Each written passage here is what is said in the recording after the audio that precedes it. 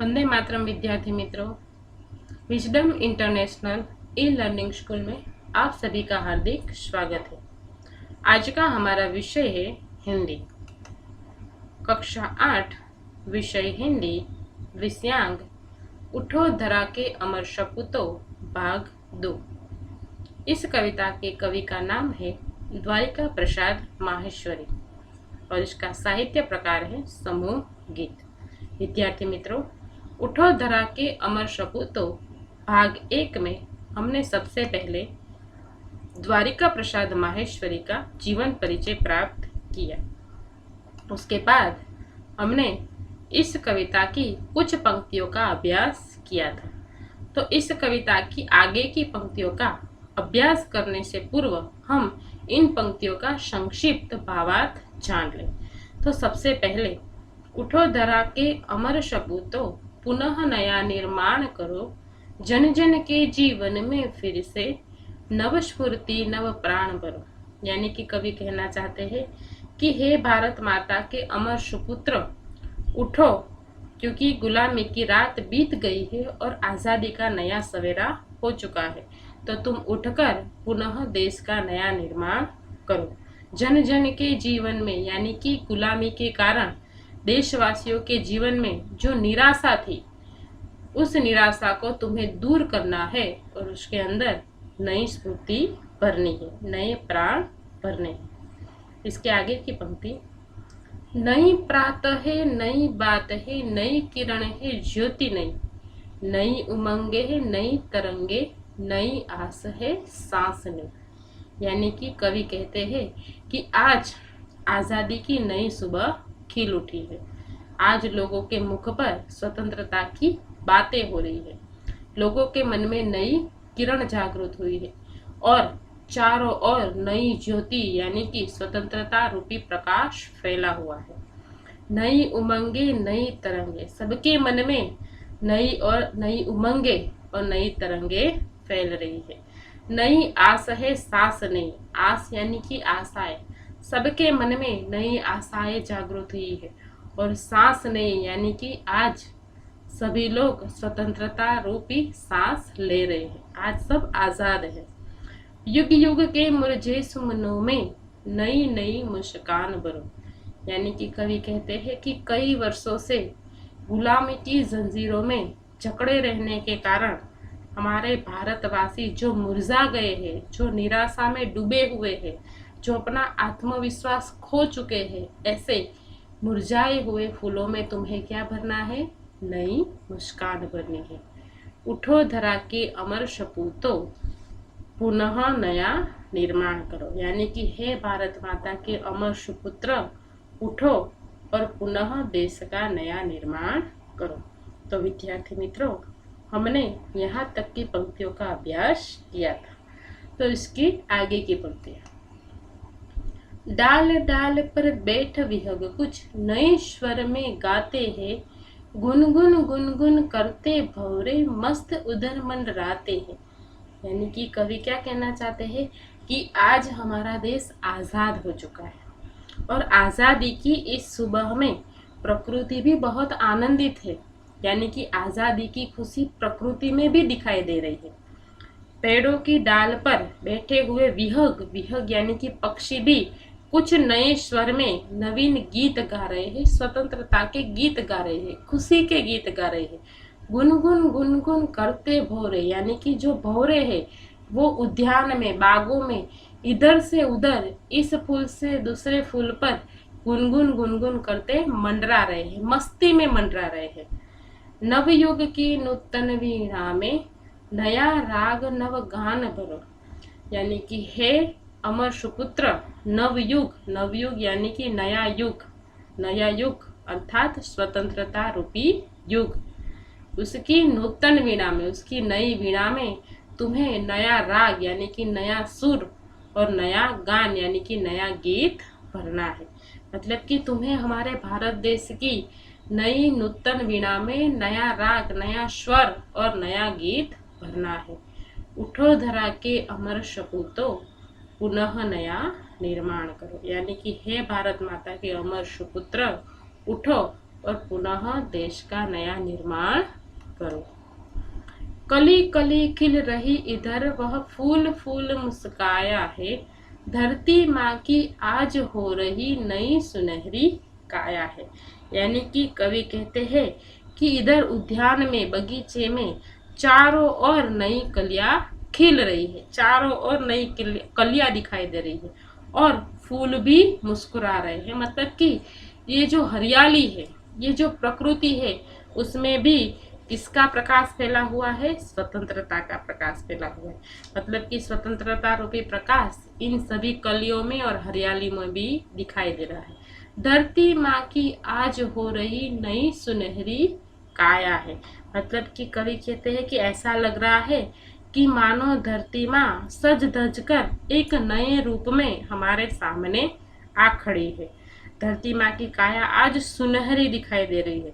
मतलब कि कवि कहते हैं कि ये जो स्वतंत्रता की खुशी है वो केवल भारत देशवासियों में ही नहीं, बल्कि हर एक कलियों में, पक्षियों में, फूलों में और धरती माँ की हरियाली में भी ये स्वतंत्रता की खुशी दिखाई दे रही है। नूतन मंगलमय ध्वनियों से गुंजित जग उद्यान करो। नूतन यानी कि नया और मंगलमय यानी कि मंगलकारी, दूसरों का हित सोचने वाला, और ध्वनि यानी कि आवाज, यानी कि ऐसी ध्वनि जो कैसी हो? मंगलकारी हो, जो नई हो, जो लोगों के मन में हकारात्मक विचार फैलाए। ऐसी ध्वनि से गुंजित जग उद्यान करो। गुंजित यानी कि गुंजन करना है, लेकिन किसको? इस जग रूपी उद्यान को, मतलब इस पूरे संसार को तुम्हें किससे गुंजित करना है? नई मंगलकारी ध्वनि से। उठो धरा के अमर सपूतो, पुनः नया निर्माण करो। यानी कि हे भारत माता के अमर सुपुत्र, उठो और पुनः देश का नया निर्माण करो। सरस्वती का पावन मंदिर, शुभ संपत्ति तुम्हारी है, तुम में से हर बालक इसका रक्षक और पुजारी है। यानी कि कवि इस भारत देश को क्या कहते हैं? सरस्वती का पावन मंदिर। मतलब कि हमारा देश सरस्वती का एक पवित्र मंदिर है। सरस्वती किसकी देवी है? विद्या की देवी। यानी कि कवि कहना चाहते हैं कि हमारा देश ज्ञान विज्ञान के क्षेत्र में किसी से पीछे नहीं है, आज विश्व में सबसे वो आगे है। ज्ञान विज्ञान क्षेत्र में वो हमारा देश सबसे आगे है। और तुम्हारे लिए तुम्हारा देश ज्ञान प्राप्त करने का एक पवित्र मंदिर है। यहाँ ज्ञान का भंडार है, ऐसा कवि कहना चाहते हैं कि हमारा जो भारत देश है वो ज्ञान का भंडार है।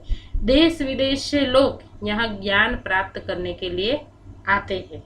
तो यहाँ से शिक्षा के मंदिर पर, मतलब कि ये जो शिक्षा का मंदिर है, सरस्वती का जो पावन मंदिर है, इस पर तुम्हारा अधिकार है, ये तुम्हारी शुभ संपत्ति है। मतलब ये कवि ने किसे शुभ संपत्ति कहा है? सरस्वती के पावन मंदिर को। अतः इसकी रक्षा करने की जिम्मेदारी तुम्हारे ऊपर है। यानी कि तुम में से हर बालक इसका रक्षक और पुजारी है। यानी कि कहने का अर्थ यह है कि हमारे देश के युवाओं की जिम्मेदारी है कि वह उन लोगों तक ज्ञान का प्रकाश फैलाए जो अज्ञानी है, जिसको ज्ञान नहीं मिला। यानी कि हमारे देश के लिए शिक्षा इसीलिए ज़रूरी है क्योंकि शिक्षा के कारण हम हमारे देश को क्या बनाए रख सकते हैं? आज़ाद बनाए रख सकते हैं। मतलब कि कवि कहते हैं कि ये जो हमारा भारत देश है वो सरस्वती का पवित्र मंदिर है और इस सरस्वती के पवित्र मंदिर के तुम रक्षक और पुजारी हो। तुम्हें इसकी रक्षा करनी है, तुम्हें चारों ओर क्या फैलाना है?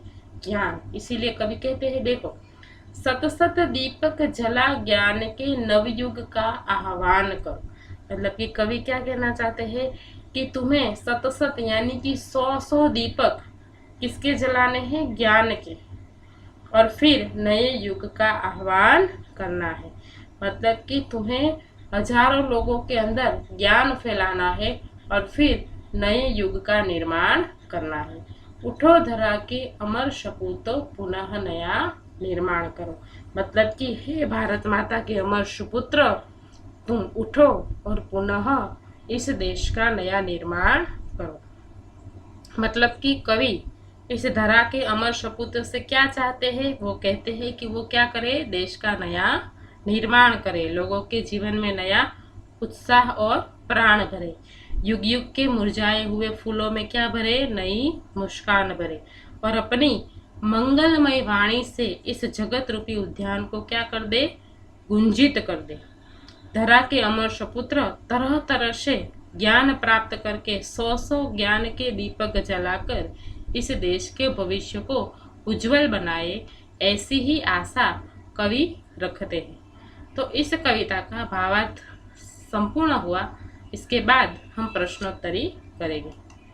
तो प्रश्नोत्तरी, पहला प्रश्न, धरा के सपूत नए राग और गान कहाँ भरेंगे?